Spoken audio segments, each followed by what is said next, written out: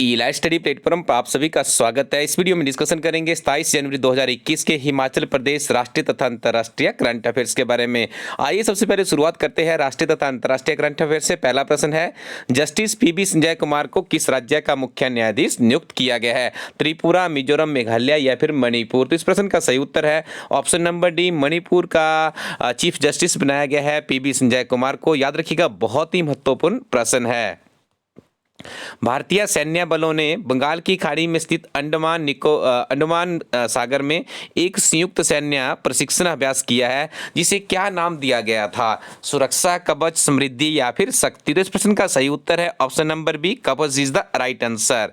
इस अभ्यास में अंडमान एवं निकोबार कमान, पूर्वी नौसेना कमान, दक्षिण सेना कमान ने हिस्सा लिया, जिसमें सेना, नौसेना, वायुसेना और तटरक्षक बलों ने भागीदारी की। इसमें मालवाहक पोतों, पनडुब्बियों और जहाजों का इस्तेमाल किया गया। स्टूडेंट्स, ये प्रश्न हमारा मुख्यतः लाइट सर्विसेज की परीक्षा से प्रेरित है, क्योंकि आपको पता है उस परीक्षा में बहुत से करंट अफेयर्स पूछे जाते हैं। वर्ष 2021 में कितने व्यक्तियों को पद्म श्री, पद्म भूषण तथा पद्म विभूषण सम्मान से सम्मानित किया गया? देखिए, 3 सम्मान ये है, और चौथा जो भारत का सबसे सर्वोच्च सम्मान है उसका नाम है भारत रत्न। ठीक है जी, तो ये 4 सम्मान हमारे देश में दिए जाते हैं। तो अभी आपने देखा गणतंत्र दिवस के उपलक्ष्य पर जो 3 सम्मानों की सम्मान देने की अनाउंसमेंट की गई है, जिसमें है पद्म श्री, पद्म भूषण और पद्म विभूषण। तो इस वर्ष देखिए कितने लोगों को दिया जाएगा। 4 ऑप्शन आपके सामने है, और यहाँ से तो आप 100% लिख के ले लीजिए, यहाँ से तो आपको कोई ना कोई प्रश्न देखने को मिलेगा ही। तो इस प्रश्न का सही उत्तर है ऑप्शन नंबर ए, यानी कुल मिला के तीनों कैटेगरीज को सम्मिलित कर दिया जाए तो 119 लोगों को इस बार पद्म पुरस्कार से सम्मानित किया गया है, जिसमें 102 व्यक्तियों को पद्मश्री, 10 व्यक्तियों को पद्म भूषण और 7 व्यक्तियों को पद्म विभूषण सम्मान से सम्मानित किया गया है। स्टूडेंट्स, सबसे इंपॉर्टेंट जो इसमें रहता है वो हमारे पास रहता है पद्म भूषण और पद्म विभूषण से हमेशा प्रश्न पूछे जाते हैं। तो आपको यहाँ पे पद्म विभूषण सम्मान से संबंधित एक जल्दी से मैं क्विक रिवीजन करवा देता हूँ। शिंजो आबे है, जो कि पब्लिक अफेयर्स जापान के भूतपूर्व प्रधानमंत्री है, इन्हें दिया गया है। और देखिए विदेशी है, यूनिक प्रश्न बन रहा है यहाँ से, तो ये आपसे पूछा जा सकता है। एसपी बाला सुब्रमण्यम है, जिन्हें मरणोपरांत दिया गया है। ठीक है जी, तो यहाँ पे देखिए 2 व्यक्तियों को मरणोपरांत दिया है, ये भी यूनिक फैक्ट है, और यूनिक फैक्ट ये लाइट सर्विसेज की परीक्षा में हमें देखने को मिलते हैं। डॉक्टर बेले मुनप्पा हेगड़े मेडिसियन कर्नाटक से है, इन्हें भी पद्म विभूषण से सम्मानित किया गया है। नरेंद्र सिंह कंपनी है साइंस एंड इंजीनियरिंग के लिए। मौलाना वहीदुद्दीन खान है, आध्यात्मिक, दिल्ली से है। बीबी लाल है, जो पुरातत्व में इनकी ख्याति प्राप्त है, दिल्ली से संबंध रखते हैं। और देखिए सुदर्शन साहू है, जिन्हें कला के लिए दिया गया है और उड़ीसा से संबंध रखते हैं। तो स्टूडेंट्स, ये 7 के 7 नाम आपको याद रखने किसी परीक्षा में यदि आप बैठने जा रहे हैं। और भी अच्छी पकड़ बनाने के लिए आप लोग यहाँ पे देखिएगा, ये जो 10 लोग हैं जिन्हें पद्म भूषण सम्मान से सम्मानित किया गया, इनके नाम भी आपने यूनिक ये जो चीजें रहती है वो आपने रिमेंबर कर। जैसे देखिए मरणोपरांत कितने व्यक्तियों को दिया गया है, 1, 2, 3 और 4 लोग हैं यहाँ पे। ठीक है, या तो आप जैसा यूनिक चीज वो पकड़ लेगा, या तो ऐसी चीज पकड़ लेगा किसी राज्य से ज्यादा लोग हो गए। जैसे देखिए यहाँ पे उत्तर प्रदेश से 2 लोगों को दिया गया है। ठीक है जी, इस तरह की यूनिक चीज ही एग्जामिनर यहाँ पे पकड़ता है। इन चीजों का आपने विशेष ध्यान रखना है। हाल ही में नेपाल के प्रधानमंत्री केपी शर्मा ओली को किस पार्टी द्वारा बाहर निकाला गया? देखिए बहुत बड़ी बात है, किसी देश के प्रधानमंत्री को ही उसकी पार्टी से बाहर निकाल दिया जाता है। तो यहाँ पे 4 ऑप्शंस आपने पढ़ ली होगी, और इस प्रश्न का सही उत्तर है नेपाल कम्युनिस्ट पार्टी, यानी option number B is the right answer. तो इनकी पार्टी के द्वारा इन्हें वहां से निकाल दिया गया है, निष्कासित कर दिया गया है। पंडित जवाहरलाल नेहरू द्वारा लाहौर में रावी नदी के किनारे पहली बार पूर्ण स्वाधीनता दिवस का प्रस्ताव कब पारित किया गया था? देखिए इस प्रश्न का सही उत्तर है दिसंबर 1929, option number A is the right answer. और कम से कम पिछले 10 वर्षों के यदि कंपेटिटिव एग्जाम का इतिहास देखें तो ये प्रश्न अभी तक 20 बार से भी ज्यादा पूछा जा चुका है। बहुत ही महत्वपूर्ण प्रश्न है आपके किसी भी कंपेटिटिव एग्जाम के लिए। भारत में ब्रिटिश हुकूमत के शासन में पहला स्वाधीनता दिवस कब मनाया गया? देखिए जी, पहला स्वाधीनता दिवस मनाया गया था 26 जनवरी 1930 में। एचएस की परीक्षा में प्रश्न पहले भी पूछा जा चुका है, और अब हम पहुंच चुके हैं 26 जनवरी 2021 में। तो कमेंट सेक्शन में मुझे बताइएगा। देखिए ये गुलाम भारत में था, जब भारत क्या था, गुलाम था। भारत आजाद कब हुआ है? 15 अगस्त 1947 को हुआ है। प्रथम जो गणतंत्र दिवस हमने बनाया कब बनाया? 26 जनवरी 1950 को बनाया। तो 1950 से लेकर 2021 देखिए 71 ईयर्स हो चुकी है, और 72 सेकेंड इसमें ईयर्स में हम जा रहे हैं। तो ये 72वां जो इंडिपेंडेंस इंडिपेंडेंस, अभी हमारा जो रिपब्लिकन डे था, इसे बनाया गया भारत में, ये आपने याद रखना है। भारत सरकार अधिनियम 1935 के तहत वर्ष 1937 में राज्यों की विधानसभाओं के चुनाव करवाए गए। उस समय मुख्यमंत्री को किस नाम से जाना जाता था? मुखिया, सर्वश्रेष्ठ, प्रीमियर या जननायक। स्टूडेंट्स, किसी भी किताब में आपको ये प्रश्न नहीं मिलेगा, लेकिन कॉम्पिटिटिव एग्जाम में आपको जरूर मिलेगा, क्योंकि पिछला इतिहास है हमारे इस यूट्यूब चैनल से और विभिन्न तरह की जो हमारी किताबें पब्लिश होती है, वहाँ से एग्जामिनर सीधे सीधे प्रश्न पूछ रहे हैं। और एक ऐसा यूनिक प्रश्न है जिसे हमने खोजा है काफ़ी गहन अध्ययन चिंतन करने के बाद।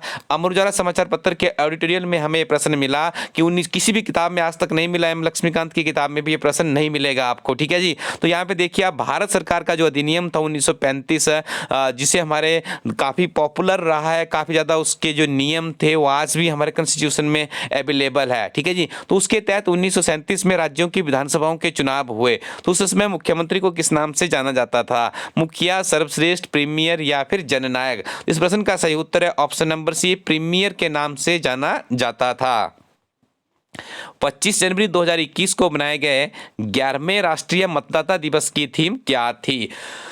तो स्टूडेंट्स, इसकी थीम थी making our voters empowered, vigilant, safe and inform. देखिए, किसी भी लोकतंत्र की यदि हम बात करें, यदि उसका मतदाता जागरूक हो, ईमानदार हो, तो उस देश का देखिए विकास को कोई भी ताकत नहीं रोक सकती है, क्योंकि मतदाता के हाथ में ही लोकतंत्र की सफलता निर्भर करती है। तो हमारा देश विश्व के सबसे बड़े लोकतंत्र का प्रतिनिधित्व करते हैं। और आपने देखा अभी हमारे छोटे से प्रदेश में भी पंचायती राज के चुनाव हुए, नए प्रतिनिधि चुन के पहुंचे, कितनी ज्यादा देखिए किस तरह की हमारे देश में विविधताओं का देश है।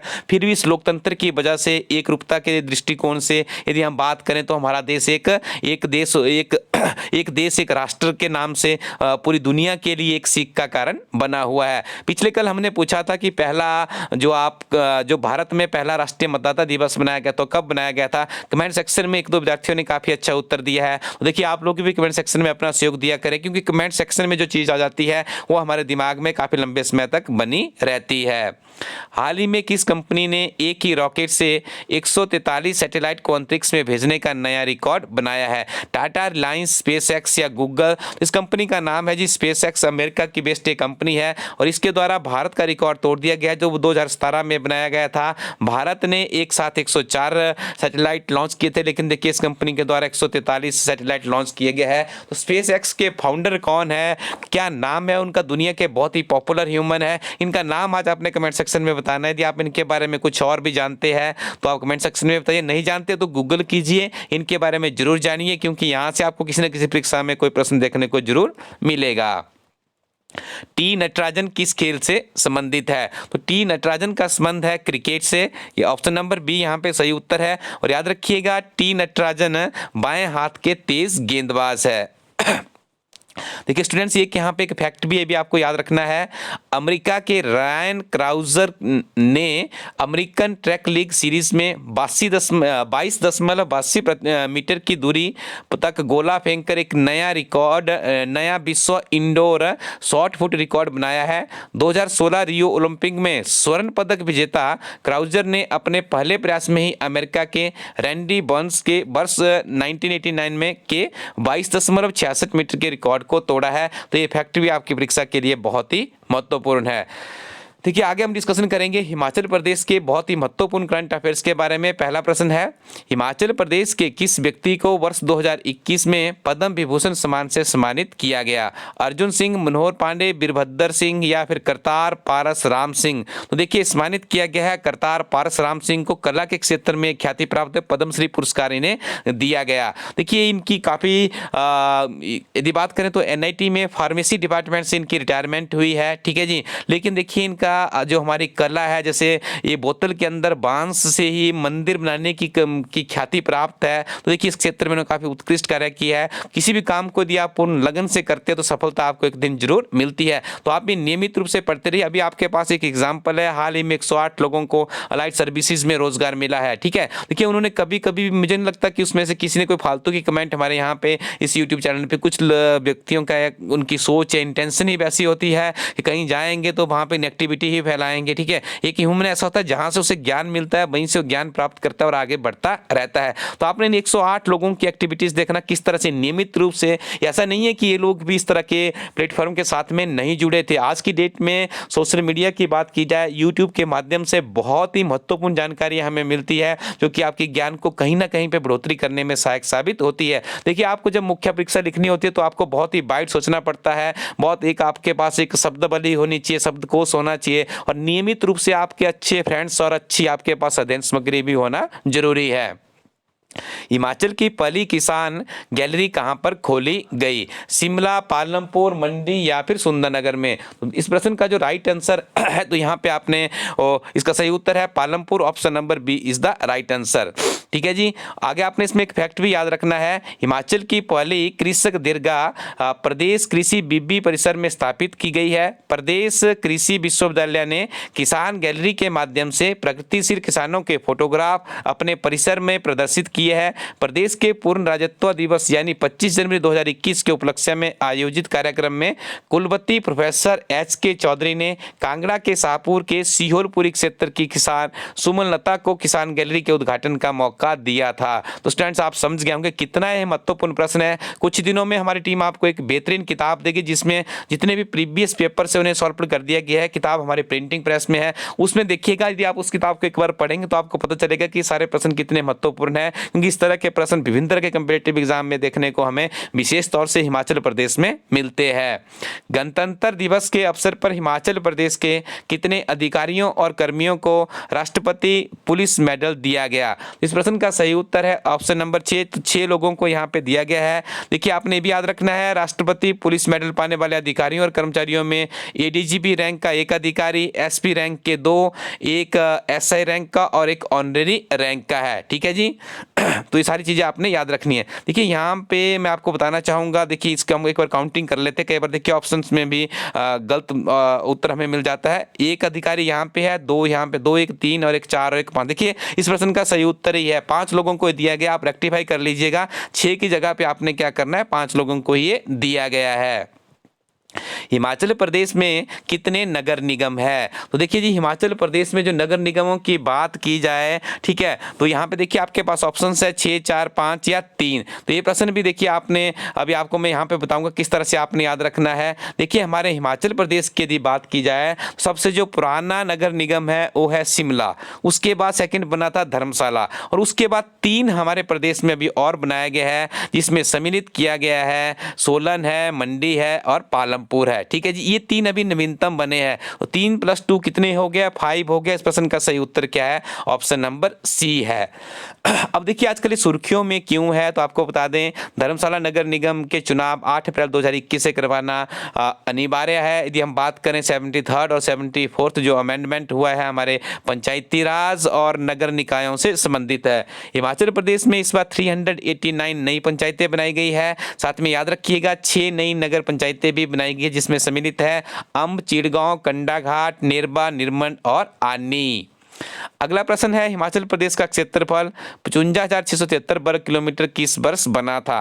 तो देखिए, सीधा सा आप इस प्रश्न का आंखें बंद करके भी उत्तर कर दीजिएगा 1960, क्योंकि उस टाइम जो हिमाचल प्रदेश का पहाड़ी क्षेत्र, जो पंजाब और हरियाणा का पहाड़ी क्षेत्र था, उसका विलय हिमाचल प्रदेश में कर दिया गया था और जो हिमाचल प्रदेश का जो प्लेन एरिया था वो पंजाब और हरियाणा के क्षेत्रों में सम्मिलित करके ये जो 3 हमारे पड़ोसी, 2 हमारे पड़ोसी और 1 हमारा हिमाचल प्रदेश है, ये बिल्कुल पूर्ण रूप से उसके बाद इनका जो फैलाव है वो अस्तित्व में आया था। शिमला में स्थित दीप कमल किस राजनीतिक दल का कार्यालय है? तो दीप कमल से आपने जोड़ देना है, भारतीय जनता पार्टी का एक कार्यालय है। हिमाचल प्रदेश राज्य के पूर्ण राज्यत्व दिवस की स्वर्ण जयंती के उपलक्ष्य पर वर्ष भर कितने समारोह आयोजित किए जाएंगे? तो देखिए, इस प्रश्न का यहाँ पे 52 की जगह पे 51 कर लीजिएगा। विभिन्न तरह के समाचार पत्रों में खबर प्रकाशित हुई है कि हिमाचल प्रदेश सरकार इस वर्ष जो हमारा ये golden jubilee full statehood day बनाया गया, ठीक है, उसके 51 कार्यक्रम किए जाएंगे। तो स्टूडेंट्स, ये बहुत ही महत्वपूर्ण करंट अफेयर्स हमने यहाँ पे पढ़े। और अब आपको बता दें, हिमाचल प्रदेश में एक ऐसी किताब भी लॉन्च कर दी गई है। जब से उस किताब को लॉन्च किया गया है तो उसका नियमित रूप से मूल्यांकन किया जा रहा है कि कितने प्रश्न इस किताब से विभिन्न तरह के कम्पिटिटिव एग्जाम में देखने को मिलते हैं। ये पहली ऐसी किताब है हिमाचल प्रदेश की। लॉन्च करने के बाद नियमित रूप से हमारी टीम ने वीडियो बनाया है कि इस किताब से कितने प्रश्न किस तरह के एग्जाम में पूछे गए हैं। और अभी तक के इस किताब के हम मूल्यांकन की बात करें, काफ़ी खरी उतरी है। बहुत से अभ्यर्थियों ने इस किताब से अपनी अध्ययन सामग्री के साथ, इसकी किताब की जो अध्ययन सामग्री की बात करें, संक्षिप्त और नोट्स की फॉर्म में है, जिसे आप परीक्षा के अंतिम दिनों में बड़े आसानी से समझ सकते हैं। और 10,000 प्लस का क्वेश्चन बैंक एक सफिशिएंट बैंक बन जाता है आपको मेरिट में स्थान सुनिश्चित करवाने के लिए। तो इस किताब को आप elasticco.in वेबसाइट से विजिट कीजिए। कुछ ही दिनों में आपको लाइट सर्विसेज, नायब तहसीलदार और HPVAS की एडवर्टीजमेंट देखने को मिलेगी। और ये किताब आपकी काफ़ी ज़्यादा सहायता करने वाली है यदि हम हिमाचल प्रदेश की बड़ी बड़ी परीक्षाओं की बात करें। और हमारी नवीनतम किताबों में क्लर्क परीक्षा के अभ्यर्थियों के लिए किताब अवेलेबल है।